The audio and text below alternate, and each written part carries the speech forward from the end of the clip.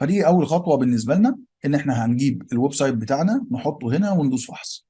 بناء عليه يبتدي يقول لي الكود ده موجود، تقدر ان انت تنشئ كونفرجن. تمام. فهنروح حاطين الويب سايت بتاعنا بالشكل دوت، واروح دايس فحص.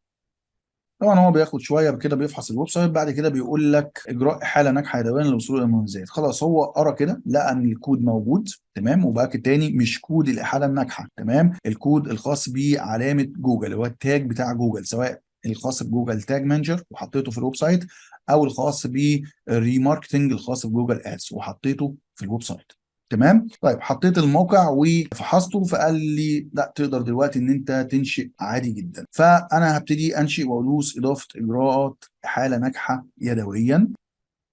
طلع لي الشكل الجديد زي ما انت شايف كده، هو نفس الشكل القديم مع اختلاف الواجهه، ما اختلفناش كتير. اول حاجه هنا بيقول لي الهدف من